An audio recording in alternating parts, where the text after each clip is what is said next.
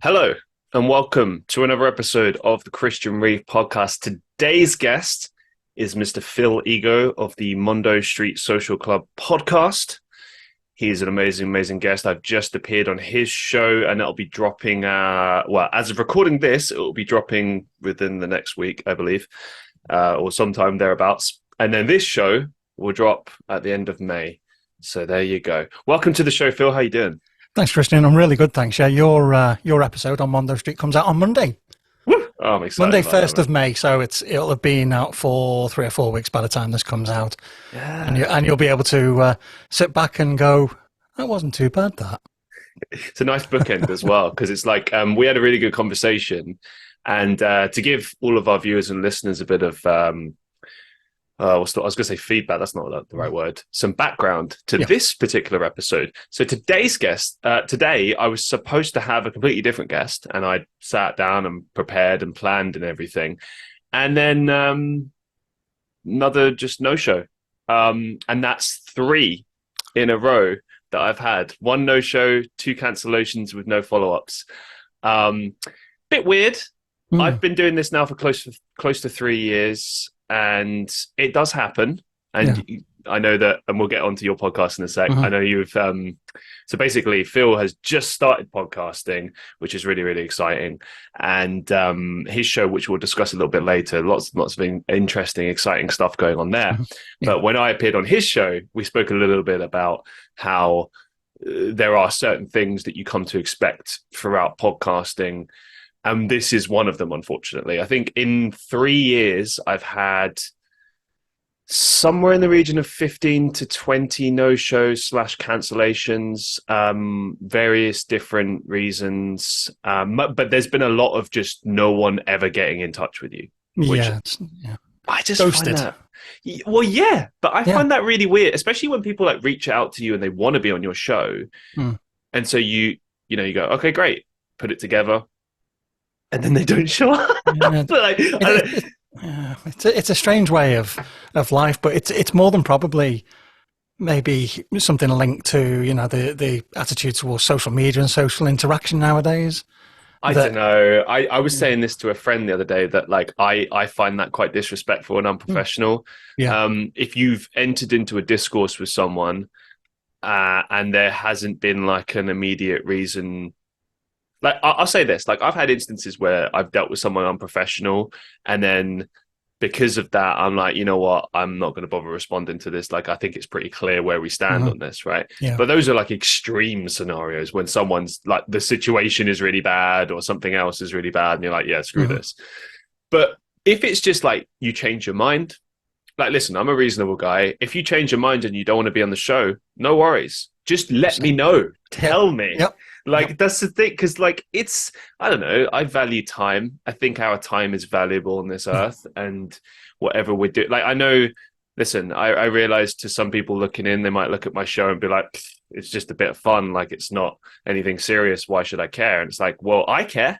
I've been doing this nearly 3 years now, and it weirdly pisses me off more now than it ever has, because it's like, I do really sit down and put a lot of hard work and effort into this, and I really care about this. I want it to succeed. I want the people listening to enjoy it and get something out of it. And like there's been times, I've not often said this, but like there's been times when I've recorded, say, a podcast or maybe some content for Patreon. I sat there for an hour and spoke, and it sucked, and so I decided not to release it, and I did it again. I will put that level of dedication and effort in, and listen, I'm not asking for like a pat on the back or hey, hooray for me, like, for doing the work, right? But like, I guess a simple email, hey, sorry, I've changed my mind, or hey, sorry, I couldn't make it, or like the 2 of the ones recently. One of them, sorry, this is a bit of a rant, and we will talk about Mr. Phil. Okay. Don't worry. I just need to get this off my chest real quick, because Phil is doing us a massive solid today by saving this show, because this show, again, that I was supposed to have today, we have questions sent in from followers such as Vilma. Massive thank you to you, huge supporter of the podcast. She'll be disappointed about it as much as I will about the cancellations and stuff like that. And I mean, maybe this person will get back to us. I don't know. But generally what I've found with podcasting is that if someone doesn't bother getting back to you within the first day or so of them supposed to appear on your show, then they're not going to. And also I've had other things where I've had like cancellations recently and in the past where someone will say like, oh, I'll get back to you, I'll reschedule. Never do. So yeah, it kind of pisses me off. Yeah. No, that's understandable, particularly if there's a time difference involved as well. Because I've got guests coming up where, well, there's a lot in the States, so like Eastern Standard Time, which is 5-6 hours behind us. So I'm starting podcasting with them at like 10:30 at night, and you don't want a no-show at that time. Yeah, I know exactly where you're coming from. A lot of my guests are American, so it's same thing, weird timings. And I don't know about you, but I get the same thing where like you'll book out amount of time and you'll be like, right, this is what I'm going to do. And you put off other things or, hey, you guys, that if anyone's ever in doubt that I don't take this podcast seriously, I turn down paid work sometimes because of this show and because I want to actually dedicate my time and effort into this. And I want to deliver something that's, I'm proud of this show. I really am. It's taken strides. I think I've become a better conversationist throughout the course of it. We've gotten better over time and I feel like exciting times are coming. And there's a level of dedication and passion in what I do now because I've set the goal of 10 years for the show. We're 3 years in, so we'll see where we're at in 7 years' time. But there's that goal, and I don't understand people's mentality. Like, I mean, for instance, I remember one time I agreed to go on someone's show, and then I got back to them. I changed my mind, and I said, "Hey, listen, I don't want to appear on the show anymore because I've had to think about this and I didn't feel comfortable with the subject matter." And that person was really cool about it. They dropped me an email and they said, "Hey, no worries. Thanks for letting me know." Because that's what you should do. That's business. Totally. Be polite. Be polite. Be respectful. All right. Okay. That's the rant over. I've got it out. A couch and a nice, nice warm blanket and let you have a sit down for a minute. No, let's do what we came here to do. I just needed to get that out of my system. Yeah, that's good, man. Don't worry. So, massive thank you for saving us here today, man. We had a great chat. Everybody, make sure you go and check out Phil's podcast, the Mondo Street Social Club. But before we get into that, I'm going to prolong this even further. People are going to drive me nuts. I want to know more about you because, as I said off camera, it was quite difficult to find information about you. And bear in mind, I did only have like 30 minutes to get ready. But I still did look. I had a look and I was like, I can't find anything. So I feel like maybe this is by design, maybe not. But I want to kind of know the man behind the show. Like, why did you choose to create this podcast? What do you do outside of the podcast? Tell us more about you, Phil. Okay. So, outside of the podcast, father, husband, stepfather, musician, wannabe comedian, and now podcaster. And when I say wannabe comedian, I make myself laugh and everybody else groan. So it's kind of like debatable. I'm quick with a response, but whether that's funny is debatable. Before you continue, favorite dad joke. The favorite dad joke. Oh, you put me on the spot now, haven't you? One will come to me in a minute, and I'll interrupt what I'm doing, and we'll circle back. I'll circle back to it. I'm a project manager by trade, although I have worked in different fields, both public and private sector. And the idea behind the podcast came from just reminiscing one day when me and my friends were in high school, which is granted a long time ago. High school was in black and white back in those days. We used to go to a social club. Now, maybe people in the 21st century might go, "Ooh, a social club, I'm not sure about that." But it was aimed at 14, 15-year-olds where it was a safe place for them to congregate, and there was a little tuck shop and there was music playing and all that. And it was a really, really safe place for us to be ourselves. And that included, the fact that me and 4 friends were in a band together. So we could practice there. We could talk about music or the latest records or whatever we're doing. And I was just reminiscing about that the other day, because it seems to be, to me, that the smaller the world gets, and I'm talking digitally, social media, texting, all that, the smaller the world gets, actually sometimes further we get away with personal relationships. And it just came back to me, that social club idea. And, it being a creative type, since an early age, it got me thinking about, where do creative people go? And, the podcast isn't meant to be a conference hall. We're not going to have 30 voices all shouting at once, but it's meant to be a library of different artists. And I go across all disciplines. It's not just musicians or podcasters. It's across all disciplines. And it's about what their creative process is, how they deal with the highs and lows, and how they deal with when there is no creativity left in their system, that there is something which is blocking them. And then over time, it's going to become a reference point for people to just dip in. So I like female singer-songwriters. I'll go down the episode list and there's a female singer-songwriter. Let's listen to their experiences. So I did an episode the other day with a singer called Carol Hodge, who is phenomenal, so talented. And she was really generous with her time and took a lot of effort to explain her processes. And that was insightful for me. And I think it will be insightful for other people. And that was the whole idea, that, with a little bit of humor thrown in, I don't heavily edit the show. If there's a bit of a flubber, or somebody gets the words mixed up, that's just the humanity of it. So yeah, it's so far it's gone to plan. And that was why I wanted to do it. So I wanted to create something where we could go and learn and share. I'm a massive believer and supporter of mental health. So, it's the problem with creative types is that we tend to be the ones that suffer the most with mental health issues.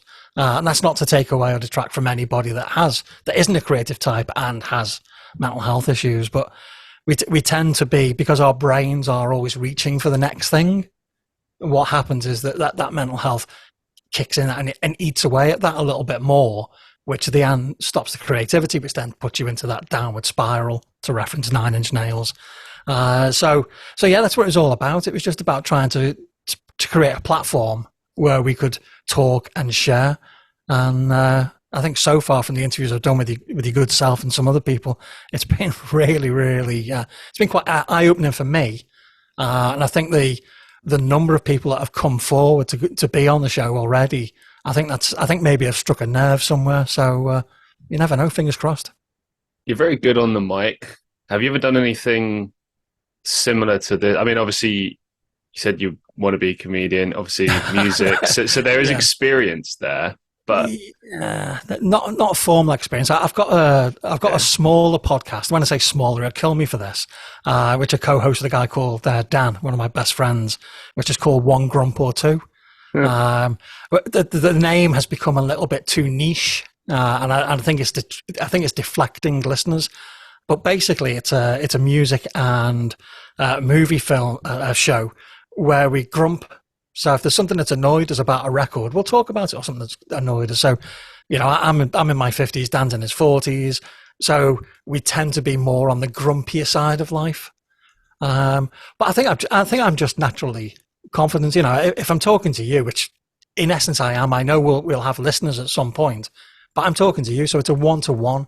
And there's no point in being nervous talking to you. It's, how do I get my message across? How do you get your message across if I sit here going, yes, no. Yeah. I mean, well, the reason why I asked is that obviously you come across very confident, and it was kind of shocking to me when you approached me about going on your show, because normally whenever I come and appear on someone's show and it's their first time doing it, like, maybe they're a bit nervous, or maybe like they're still figuring out their structure. Whereas I come on your show, it's very clear, precise. Like the first thought in my head is like, well, why hasn't he done this way earlier? Like, I don't. Yeah. But at the same time, like with what you said there, I mean, I think a lot of people find it quite tricky. I know many listeners of mine, especially in like live streams and stuff, have said that they have admired my ability to talk on camera and do that. Yeah. But it's something I had to work at. Like you go look at the early podcasts of mine, or find videos of me when I first started playing around with my camera like 3 or 4 years back, and I didn't really know what I was doing. Like I was, because you don't know who you're trying to be.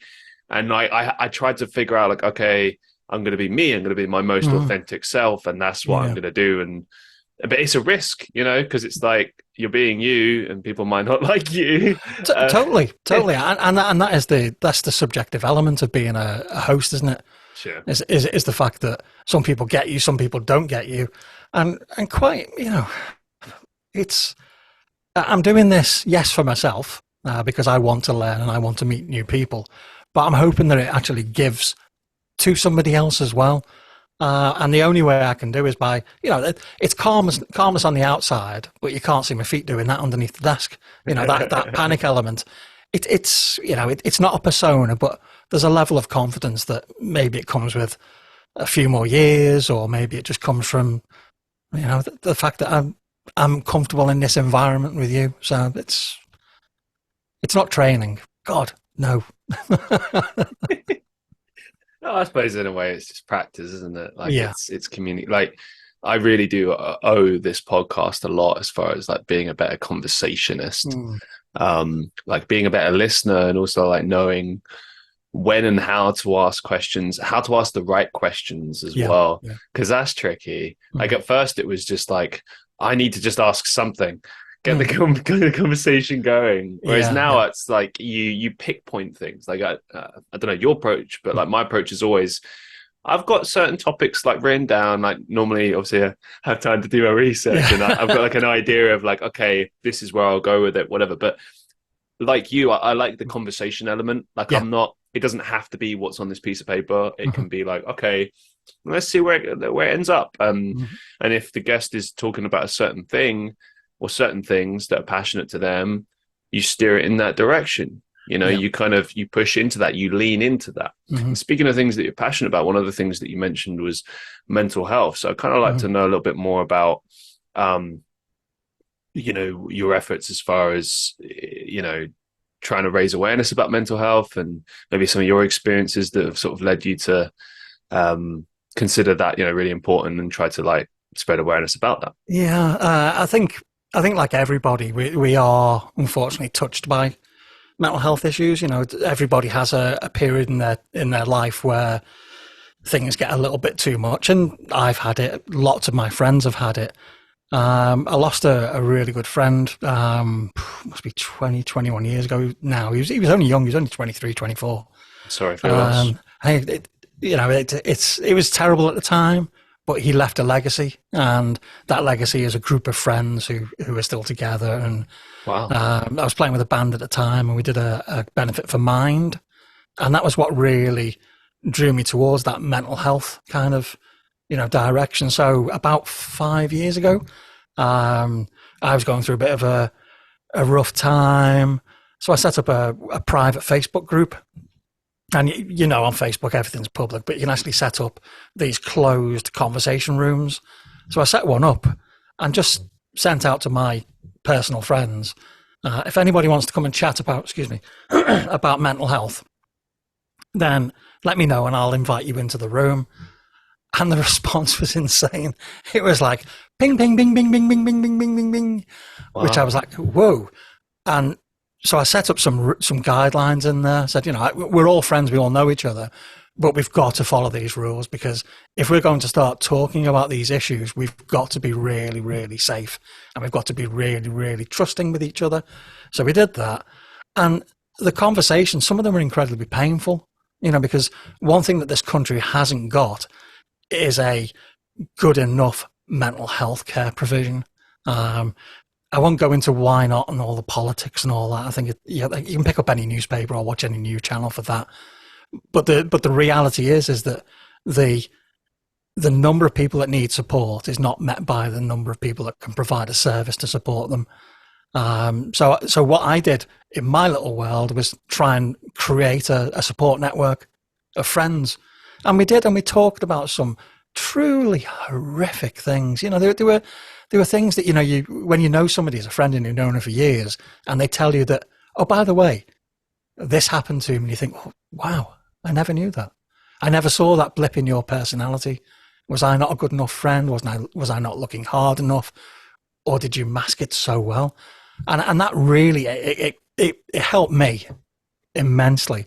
And it helped a load of other people. And over the years, we've not invited lots of people in, but we have invited some outsiders, people that aren't friends at the moment.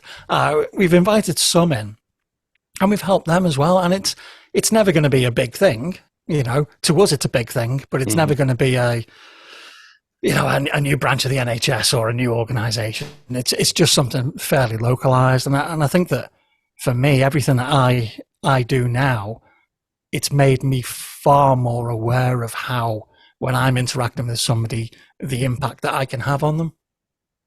You know, that a cruel word goes way further than a nice word. That, you know, not taking into account how somebody else's day is going and just going, well, you're having my bad day instead. You know, so mental health for me, it's something. You know, we talked when I was talking to Carol Hodge, we talked about the fact that if you're a musician, sometimes, or a creative type actually, that whole creative process is soothing, and it can actually help with the way your brain's overrunning or in the directions it's going. And for me as a musician, that's what I've used.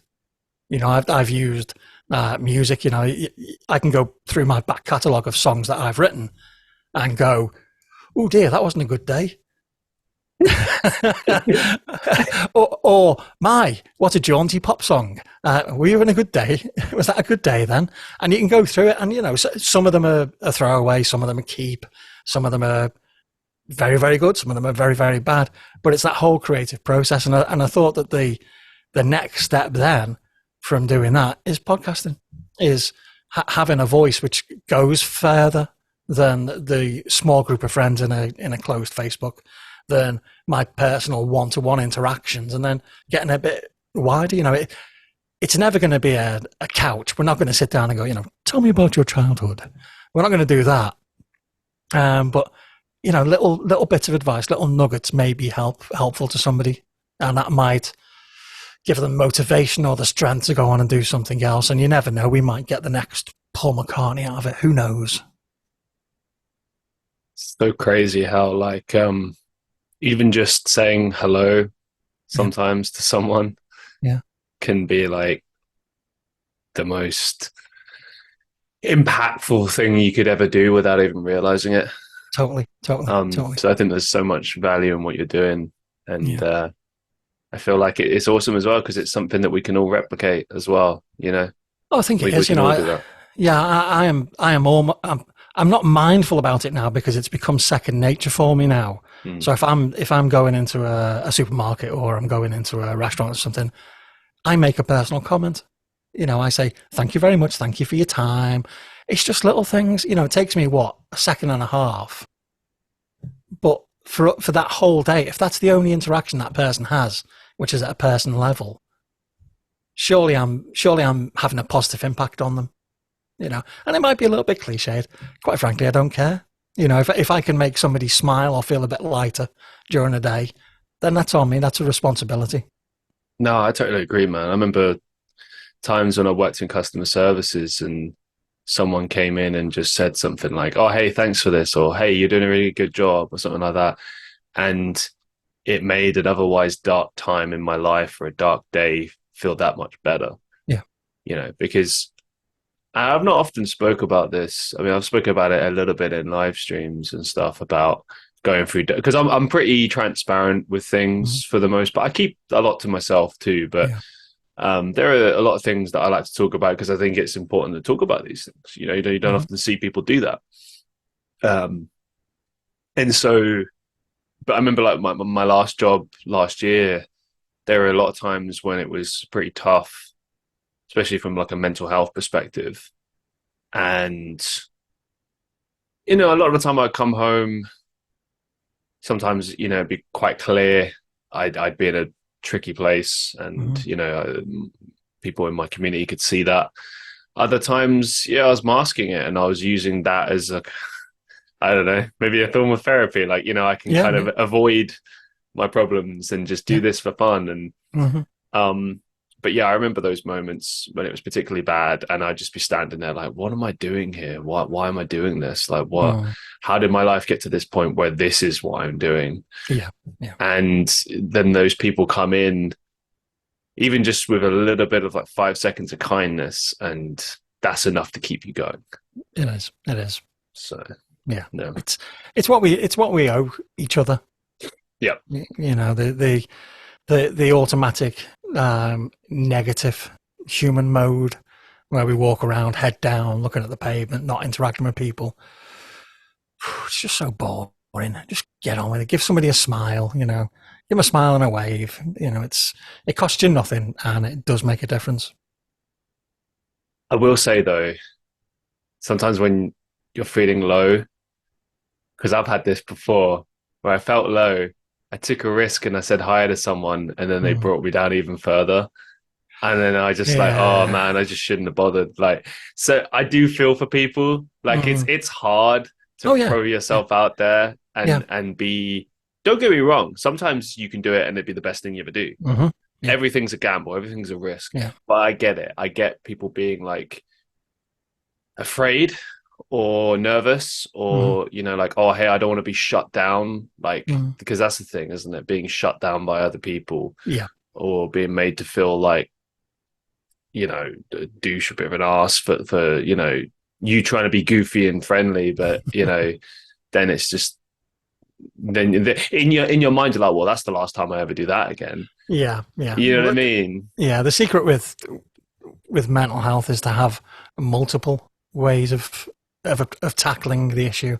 So the hello goodbye, the wave is for when you're having a good day to pass on a bit of the love, but it's not a fix all. There is no one thing which is a fix all. It's multiple approaches which will help. So just do the best you can every day. That's it.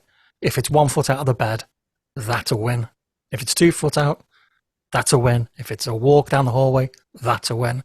We're very, very self-critical these days. And, I only got my feet out of the bed. Oh, it's awful. I'm a loser. Well, no. If you did more than yesterday or you did the best you can, that is enough. And we just need to be a little bit kinder to ourselves. All right, there you go. Yeah. There's a Yeah. reminder of why I do this show, because of quotes like that. Yep. You mentioned that you have been a musician for most of your life. So talk to me more about that. How did you get into music? What kind of music? You've already dropped some heavy bands, so I can tell we've got similar music taste. Yeah, well, let's have a think. How did it start? I was a year too young for punk. So when punk hit in 75, 76, 77, me and my friends, we were a year too young. So we saw the lads in the year above us all, oh, look at them. Oh, that's really good, that. And we were trying to ride that crest of a wave a little bit. So by the time we were old enough to act independently, that had pretty much gone. But we had a legacy of bands and of records which really, truly inspired us. So my first venture into music was, I did a tiny detour towards Kate Bush and George Benson when I was about 13, 14. Yeah. But very, very swiftly did a U-turn and then went towards far more punk music, because that matched with how I was feeling about myself at the time. Oh, cool. All right. Yeah. So we started our first band 1970, Jesus. You're going, how long ago is that? 78, 79. We started our first band. And we were, honestly, I suppose we were bloody awful. But it was the ethos of the time. The time was make noise, be yourselves, enjoy it, don't care what people say. And that's exactly what we did. That went on for a couple of years, then joined another one. Never doing anything much more than doing like recording and demos and stuff like that. I had to get a job. I wanted to achieve other things. And well, we all wanted to get jobs and we all wanted to achieve things. So being in bands became more of a hobby as opposed to an occupation. So what I ended up doing was over the years is recording in home setups and collaborating with other musicians. So I've got two really good friends, Dan and Tommy. Dan is more towards your Radiohead kind of music, and Tommy is more towards your rock, country rock kind of music. So I sit firmly in the middle between those two. So we actually collaborate quite a lot, which is really good, because I'm never, well, I can't say never because I'm doing this now, and I didn't think I'd be doing this a year ago. Okay, but I doubt I will ever put a collection, Phil's greatest hits out, or Phil's favorite tunes. I'd pay for it. Oh, dude, you're so nice. You really are. But the thing is that it's all about, for me, it's something which helps me. I've got a creative mind. I need to put that energy somewhere. Right. And I put it into a rack of guitars or keyboards, and different sounds come out. Sometimes good, sometimes not so good. Sometimes people send me stuff and say, can you add to this to make it a bit better? Sometimes I send people stuff and say, can you add to that to make that better? So it's a really, really nice network to be in. Working or talking and working with creative minds all the time is very, very good for me. I struggle interacting with people that aren't creative sometimes. Same. Yeah. It's I think there's always an ability to strike up some sort of conversation. I know, like, generally in the UK, for example, it's like always first to crack a joke. It's pretty good, like, rule of thumb. Yeah. But and there's like banter. I don't know. That's something I love about this country, is like there's always like banter, like fun, just like we're sarcastic. I love that about us. Yeah. But yeah, anyway. Different directions I can go with this, but I want to kind of keep it personal for a second. Okay. Yeah. Best and worst live performances of bands I've seen. No, but well, that's another road we could go down. But let's go your personal experiences first of all. Yeah, see, I haven't actually done that much live performing. Okay. So the best one would be, there's a pub in Ashton-under-Lyne, I think it is, just outside Manchester. And I was in a band called Tea with Monkeys. Shout out to Neil Wardleworth if he's listening. If he does, hello Neil, ring me. And we played the pub there called, I think it was called the Witchwood, and it was a terrifyingly large crowd. When I say terrifyingly large, it was more than probably 50 to 70. Decent. But that was enough to make me go, oh, crap, can I hide somewhere, please? And I suppose that would be my worst one as well, because I didn't enjoy it because I was so nervous. Did you get like an adrenaline kick sort of? No, I was having, because I'd joined the band because they didn't have a keyboard player, and I just joined kind of like, for a giggle to help a mate out.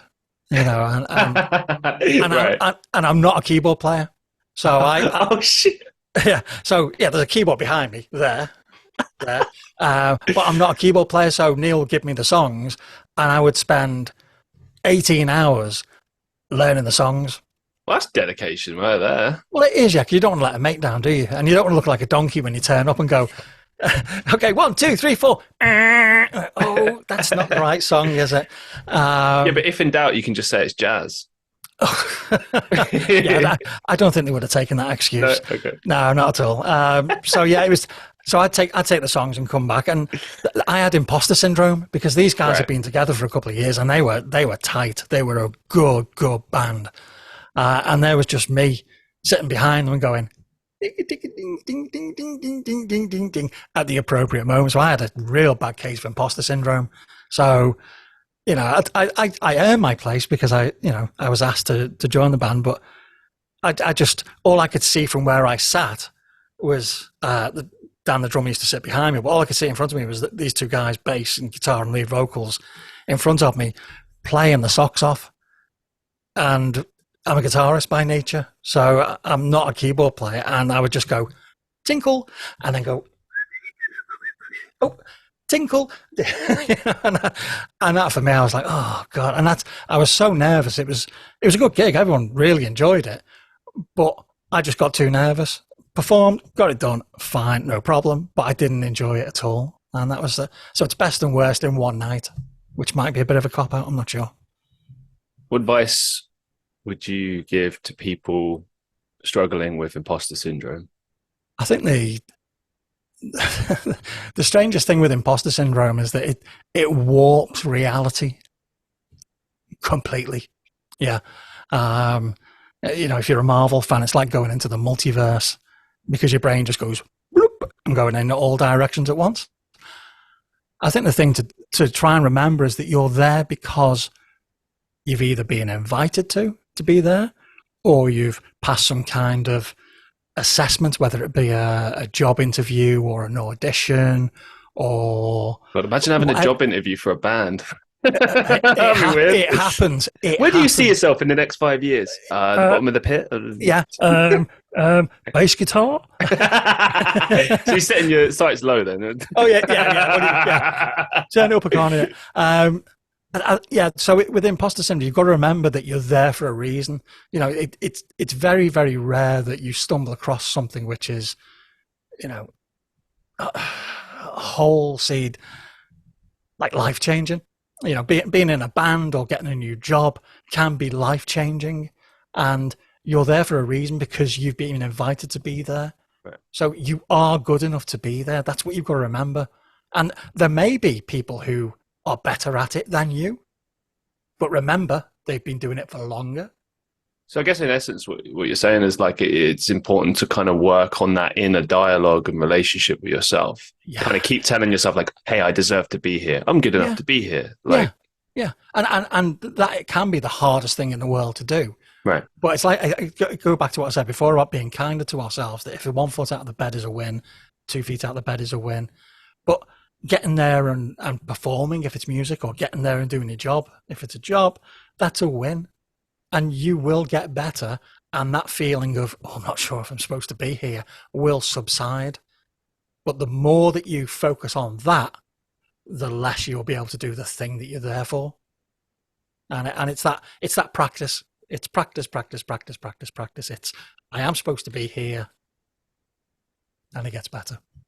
So when I mentioned best and worst live performances before, you were like, "Oh, what bands I've seen?" Yeah. So there's stories there. Yeah, tell us some stories. I think the worst live band I've ever seen. Oh no, it's actually worse than that. Yeah. So go back to 1980. There's a very, very, very famous, or there was a very famous club in Liverpool called Eric's, and Eric's was it's a live venue, and all of the bands played there.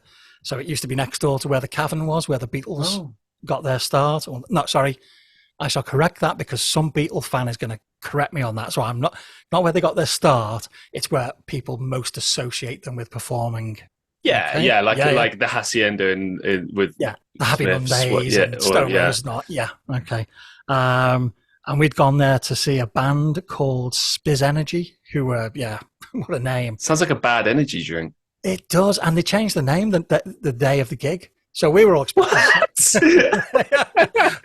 that was the punk thing to do back then. Everybody just change your name like every 5 seconds. Everybody had a stage name, and so they kept the core Spiz. So they changed the name from Spiz Energy to Athletico Spiz Energy. Oh come on, you're taking a piss. No, come on. Athletico Spiz 80 it was. No, it's Athletico Spiz 80 they changed the name to. That's like a football team or something, surely. Totally. They had a really big hit called Where's Captain Kirk? And if you YouTube it, it's a silly throwaway pop punk song with a silly stop motion video. But we were going to see them. So we got there and there was a band on before them. They were called the Frantic Elevators. Now you've got to remember that this is the time, the Sex Pistols album is called Nevermind the Bollocks. You've got to get yourself in that mindset. So A frantic elevator. the frantic elevators, yeah. Well, it gets better. It gets better. I can't tell you the entire story because the entire story incriminates me in something that transpired later, which will go on the Patreon at some point. I'll come back and do the Patreon with that story. But effectively, the stage was raised about 3 feet up, and you could stand right up to the stage. Wow. Okay? And it was proper, you know, spit and sawdust place, rough around the edges. It was just about live music. And this band came out, and they were, keeping it safe for work, not very good. Okay? They truly weren't very good. And the whole crowd had, they'd come to see a certain type of music, and this wasn't that type of music. You know, people nowadays, acts nowadays, are very careful who they select as a support, because the support needs to be kind of similar, but not similar enough to take the shine away from the main act. Back then, no, anything happened. So this band came out, and they were, excuse me, but they were crap. Okay. And it was a few years later. So that's my worst live performance. And a few years later, I was talking to somebody about them, and he said, "Oh, they've split up now." And I said, "Well, it was about bloody time, because they were crap." "Oh, the singer's in a new band." I said, "Oh, you better tell me who it is so I don't go and see them." He said, "It's Simply Red." No way. Yeah, so Mick Hucknall, before he was in Simply Red, was in a band called the Frantic Elevators, and Simply Red are not my cup of tea when it comes to music at all. So he's done quite well. He's been in 2 bands and failed miserably in my book in both. Oh, that's a bit harsh. No, it's not. No, it's not. No, it's not. No, it's not. No, it's not. I agree and disagree. I like Simply Red. Yeah. It's subjective. Agree or disagree with me, I don't mind. I suppose coming from a punk rocker perspective, I get it. So, okay, so that puts it into perspective then. So you went there to see punk rock or a rock band at the very least, and then what came on stage was, well, because I understand early in Mick's career, he was experimenting with a lot of reggae stuff, soul stuff. Oh yeah, so that was exactly what it was, but mixed, trying to mix it into like a punk vibe as well. So lots of heavy drums and a little bit too fast. It didn't work. I think that's the only thing I can say about it. It just didn't work. From a best band I've seen, it's going to have to be the Manic Street Preachers in 2019 at the Theatre Clwyd in Llangollen in Wales. Brilliant. Absolutely blew me away. Or Public Image Limited in Nottingham last year. Oh, interesting. So he's performing again with that band. That's interesting. Oh yeah, they've almost never stopped. They've become like a studio band, or had a few years off. But yeah, I was lucky enough to go and see them in Nottingham last year with my mate Jed, who I've known since I was 5. So we've known each other for about 270 years. And it's been a lifelong ambition for both of us to go and see Public Image, because it's John Lydon, because he was in the Sex Pistols. It was where it all started for us. And it was a hell of a gig. It was absolutely genius. The atmosphere, the vibe, the whole thing was just ramping everyone up. It was so good that 2 days later I tested positive for COVID. Oh my God. Yeah. So I'd gone for 2 years and not being touched by the dreaded germ, and then went to see a band and got ill, but it was worth it. I got to ask, since, you came from the real punk rock days, you were there, you saw it all. Yep. What do you make of John Lydon doing a butter commercial? It's funny. We went to see, in Jed again, we went to see John Lydon's one-man show. So that was in 2021. And it was in this tiny, and I mean tiny, village hall. I thought it was some kind of wind-up. But it was this one-man tour where he would take some questions, but he had a set of pre-made questions and a guy on stage asking him, so like an MC at Compare. And he was asked about the butter advert. Yeah. And he said, I got paid a lot of money. So he's a sellout. Yeah, to some degree, yeah. But I mean, because here's the thing: I don't normally care about the whole sellout thing because, hey, get your money, yeah, like go for it, right? yeah. From a business perspective, absolutely. However, here's the thing about John Lydon, and this is something I wanted to talk to you about as well. That goes above that. Mm. So, not many people will know. I actually did some real digging years ago into like what punk actually is, not what punk was sold to us as, but what punk actually was. And correct me if I'm wrong, but again, this is what I read. Punk originally was about DIY record making. Yeah. So instead of getting your record made at a major studio or whatever, it was people doing it like sort of from home or from a really shitty, like, you know, home kind of studio type thing and doing it themselves, DIY. Yeah. And that was what punk rock was in the very beginning. Then the labels kind of got involved and got behind bands like the Sex Pistols. Now, there's an important caveat to this. Not all punk rock bands were massively supported by labels. There were many examples, especially in the States. Interestingly, with punk rock, that I find interesting is that normally one country leads the charge and the other country is inspired by it. You know what I mean? So, for example, new wave of British heavy metal inspired a lot of the early American thrash metal, and you know you get that like back and forth. But with punk rock, it was kind of like two different movements happening at the same time that had crossovers but were ultimately different. So like the Ramones in the States would be a good example of an American punk rock band, or like I don't know, like the Misfits or something like that. And then in the UK you've got a lot of different examples like the Buzzcocks and stuff like that. So it's different vibes. But the problem with the Sex Pistols is that, don't get me wrong, they were punk rock, but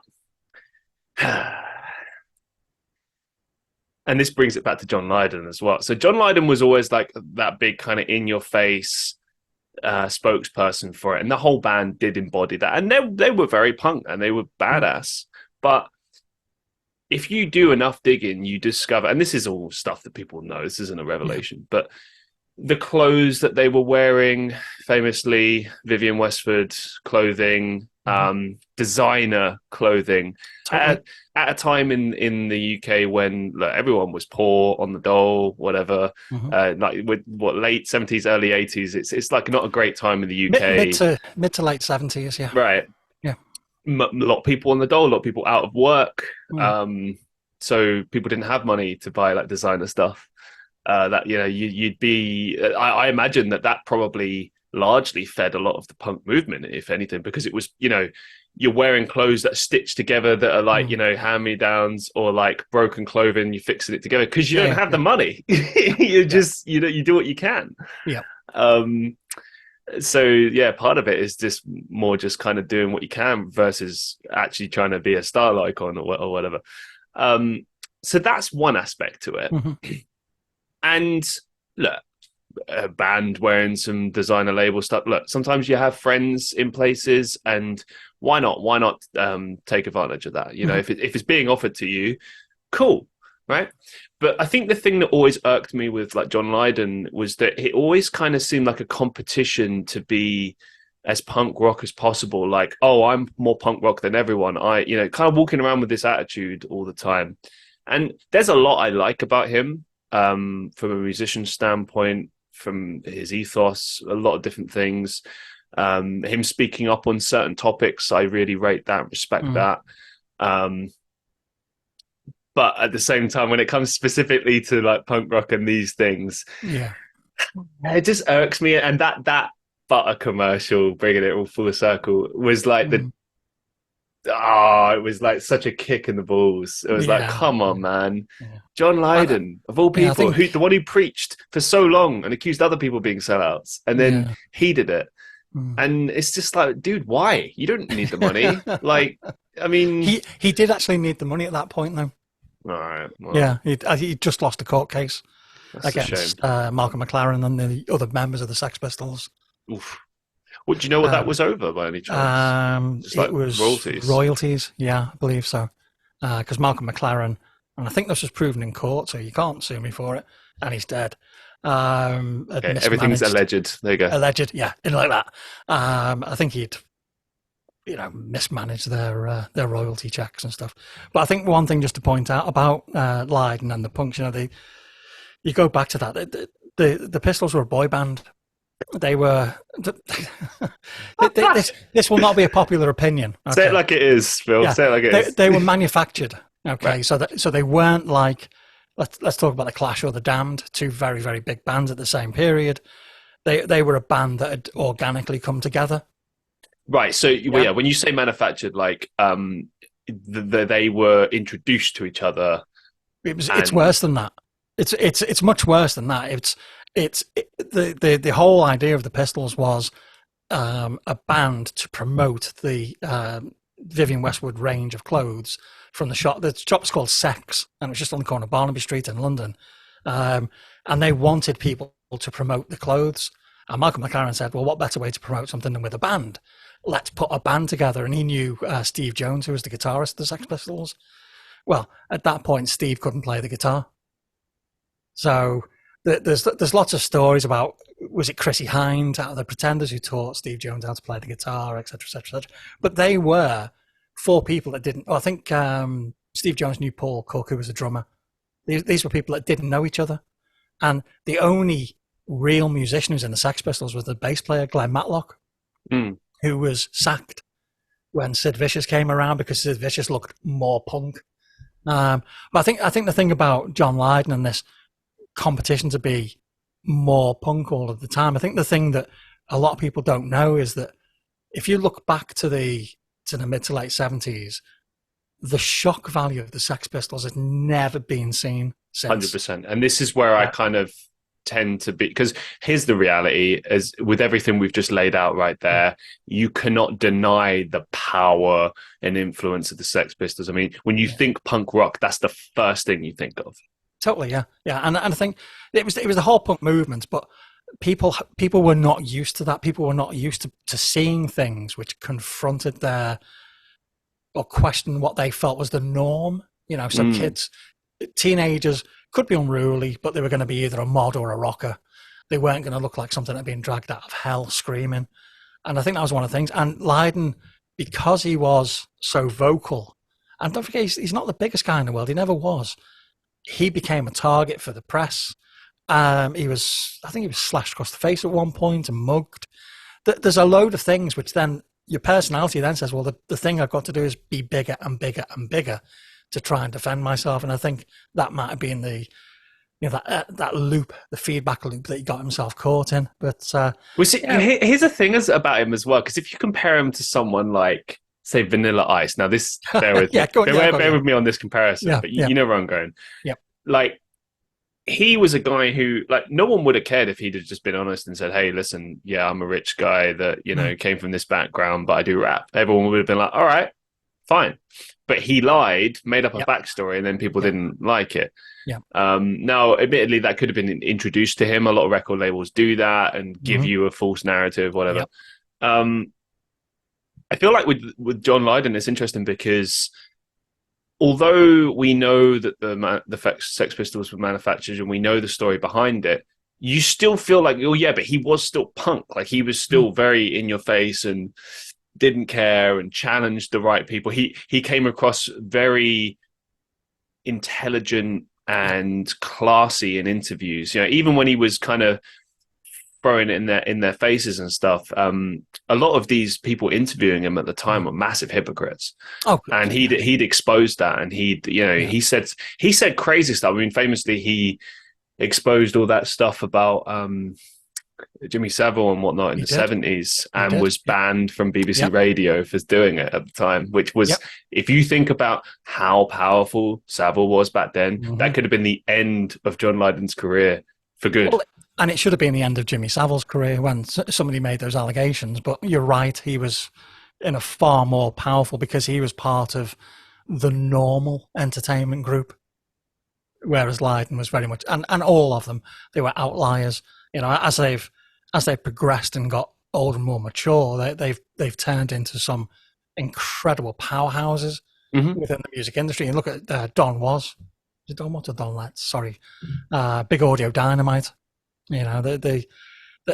His power, his influence across black music now is pretty much unrivaled, and that came from punk, and some of the bands are still going. They're not doing any high kicks or splits anymore, and they have to be wheeled on stage and then plugged in.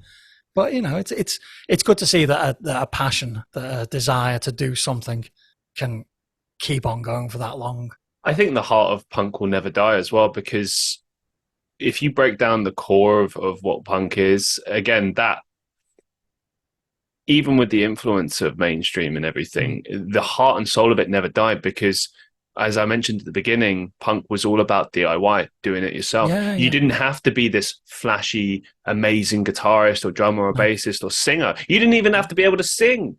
Play. You just had to kind of come in there with a passion and a drive and want to sing about real stuff. And that was it. And you see bands all the time in embodying that kind of spirit years later, and to this day, I've seen some excellent punk bands to this day, and it's still very much alive and kicking. And I think it always will be. I'll give you a recommendation for a band that's coming on the podcast soon. They're called Main Street Detour, an American band, and they've got a lot of punk in them. They are pretty decent. Talking to them later today, and they've got a lot of meat on them bones. Those boys have. There's a band. It's going to kill me now because I can't remember the name. But someone in the comments will be able to flag this up for me, and I'll get it to you as well. There's a band that's been touring the UK for some time now, especially during like 2021, 2020, or less 2020. It was more 2021, 2022. They got like a big kind of presence on TikTok. It's literally a guy. I think it was just the two of them. Yeah, it was a guy and a girl on drums, guy on guitar with a megaphone. All right. Right. And they were straight up punk and just absolutely 1,000 miles in your face. Brilliant. Fantastic. Raw power, constantly throwing it to, there's so many videos online of them being like thrown out from places by security and challenging the police. There's one of them like actually screaming in the police face or something. It's crazy. Punk rock is alive, my friends. Yeah, good. Well, it is in me, so that'll keep me happy. Right, some final questions for you to wind things down for today. Okay. What's the best advice you've ever received? You don't have to challenge everything. Okay. Do I have a problem with authority? My wife would say I do, but that's a bit of the old punk in me. It's one of my friends who's a police officer now. I think I was going through a phase in life where I was just arguing the point, the toss all the time. And he just said to me, not everything has to be challenged. And that was the best bit of advice. It's true. It's a bit like the whole adage of like choose your battles, isn't it? Like it's exactly that. Yeah. I think after that was look left and look right before you cross the road. Yeah. Okay. What's the most unexpected piece of advice you've ever received? Oh, bloody hell.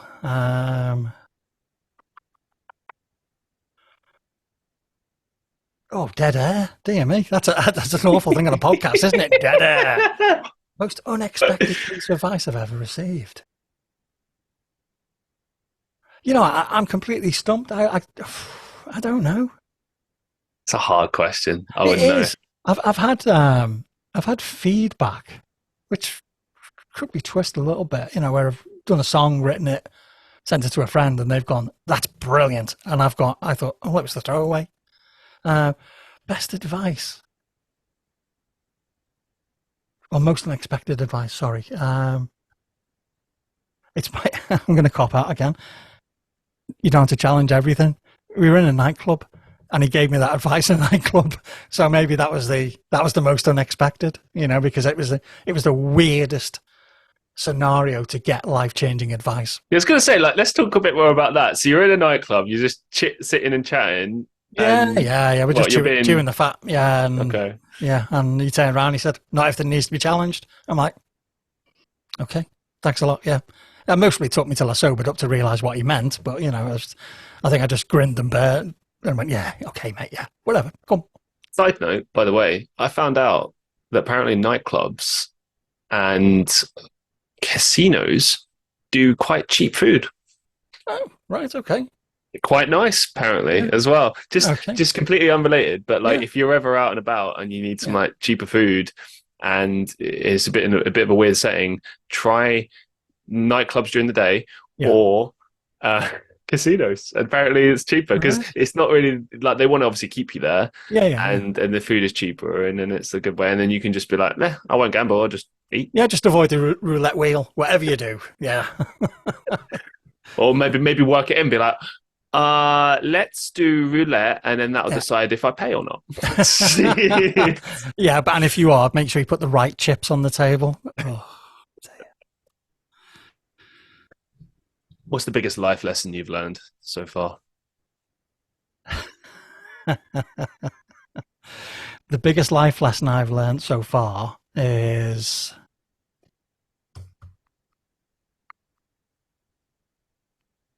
don't do everything you think is a good idea.